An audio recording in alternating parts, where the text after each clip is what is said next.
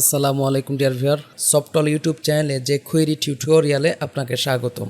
এই ভিডিওতে আমরা দেখব যে কিভাবে যে কোয়েরি লাইব্রেরি ডাউনলোড করে অ্যাপ্লাই করা যায়। তো চলুন শুরু করা যাক। শুরুতেই আমি ব্রাউজারের ইউআরএল টাইপ করলাম ডাউনলোড যে কোয়েরি, এন্টার দিলাম। এই যে দেখুন প্রথমেই যে কোয়েরি যে এটা আসছে, ওয়েবসাইটটা আসছে, আমরা সেটাতে প্রবেশ করব।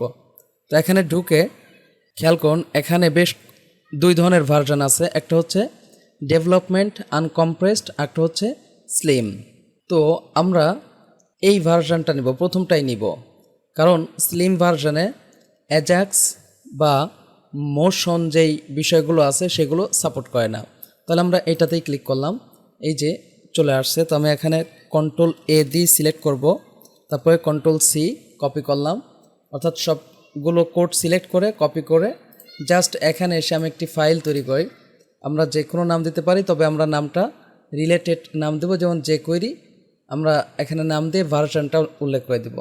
তাহলে আমরা নাম দিলাম যে কোয়েরি, ভার্সন ছিল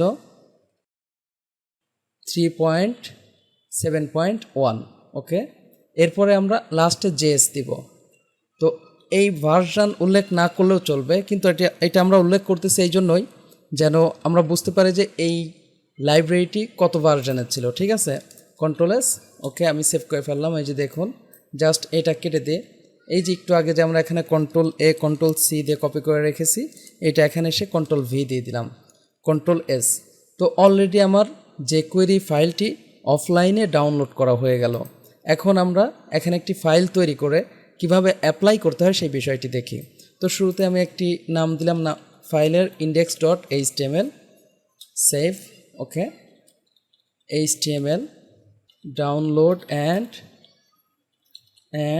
অ্যাপ্লাই যে কোয়েরি। ওকে, তো এখানে এসে আমরা যেই কাজটা করব, একদম বডির ক্লোজিং ট্যাগের উপরে আমরা যে কোয়েরি ফাইলটি অ্যাড করে দেব। তো এর জন্য আমাদের যেই ট্যাগটি লাগবে সেটা হচ্ছে স্ক্রিপ্ট ট্যাগ। এই যে স্ক্রিপ্ট, আমাদের type text by JavaScript, এটা না হলেও চলবে। এরপরে এসআরসি আমরা ইউজ করব। তারপরে আমার যেই ফাইলের নামটি ছিল আমি এখানে রিনেম করেও নিয়ে আসতে পারি, কন্ট্রোল সি, অথবা আমরা এখানে ডাইরেক্ট টাইপ করে দিতে পারি। এই যে দেখুন ফাইলটি আমার চলে আসলো। ওকে, তো আমরা এখানে একটু কোড করে জাস্ট দেখি যে কিভাবে অ্যাপ্লাই করতে হয়। ধরে নিন আমি এখানে H1 দিলাম, যে query download apply.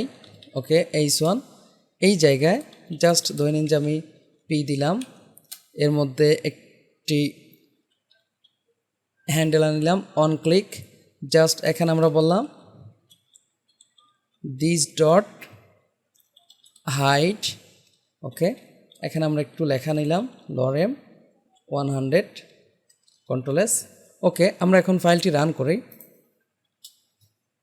Right click, opening browser. এই যে দেখুন চলে আসছে। তো এই জায়গায় কিন্তু আমরা একটা মেথড অ্যাপ্লাই করছি, সে হচ্ছে দিস ডট হাইট, অর্থাৎ অন ক্লিক ইভেন্ট হ্যান্ডেলারের যেই মেথডটা আমরা অ্যাপ্লাই করছি সে হচ্ছে হাইট। এই লেখার উপরে ক্লিক করলে আমার কী হবে, এটা চলে যাবে। দেখি যায় কিনা। এই যে দেখুন অলরেডি চলে গেছে। আমি আরও একবার দেখাচ্ছি রিলোড দিয়ে, এই যে চলে গেল।